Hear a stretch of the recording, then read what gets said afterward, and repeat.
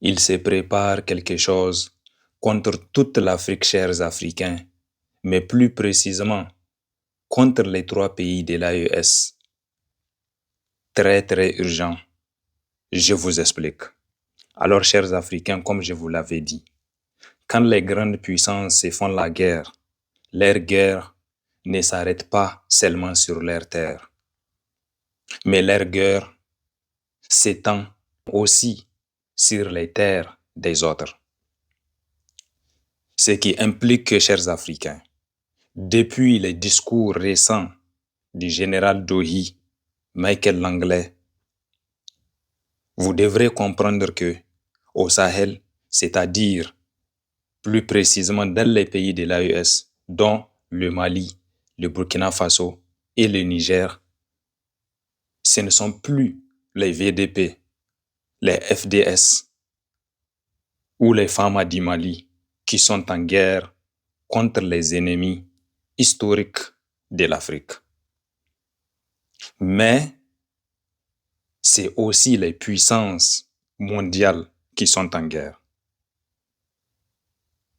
Au Sahel, c'est les puissances occidentales qui sont en guerre contre notre peuple, contre nos peuples, contre l'Afrique, mais de l'autre côté, contre nos alliés, c'est-à-dire les puissances des BRICS.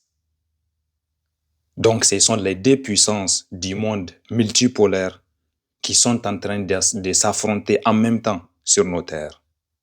Et les puissances occidentales sont derrière ce qu'ils appellent les terreaux. D'ailleurs, c'est pour cela que Ibrahim Traoré nous avait dit que ces gens sont en train de mener chez nous ce qu'ils appellent la guerre de 4e génération.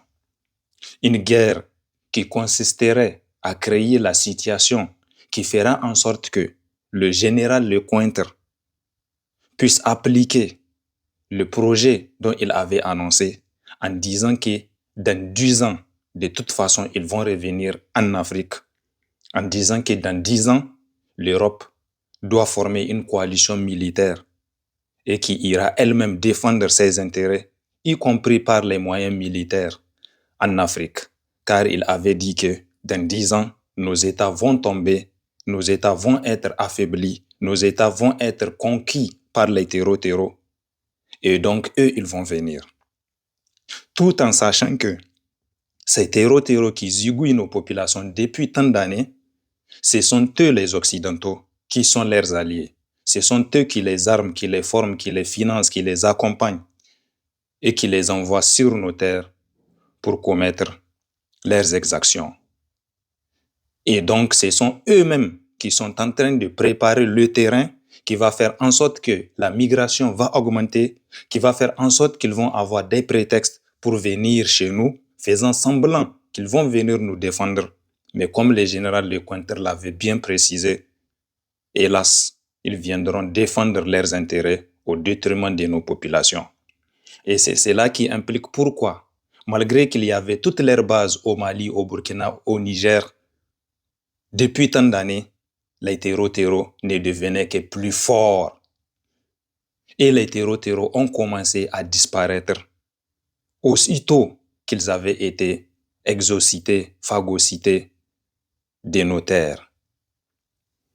Alors, chers Africains, sachez que comme Ibrahim Traoré l'avait dit, ce n'est pas du terreau, c'est une guerre de colonisation des.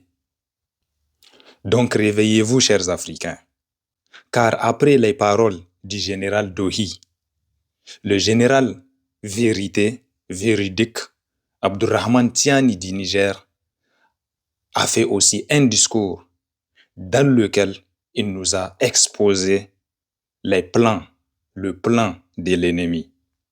Sachez que l'ennemi ne dort pas. C'est pour cela que nous aussi, nous ne devons pas somnoler. Nous avons nos alliés qui sont avec nous.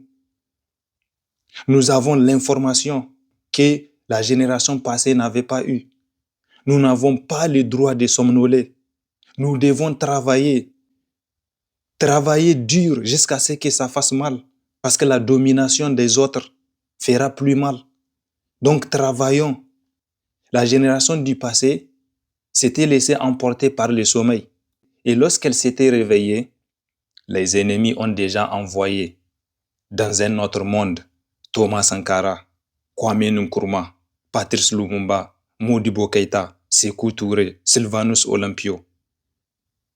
Ils s'étaient juste un peu laissés emporter par le sommeil. Mais lorsqu'ils se sont réveillés, le leadership de leur époque avait été zigouillé. Tous leurs héros avaient été zigouillés. Et donc nous, aujourd'hui, chers Africains, chers fiers guerriers africains, nous ne devons pas somnoler. Nous devons être tous les jours, toutes les secondes, sur le pas de guerre.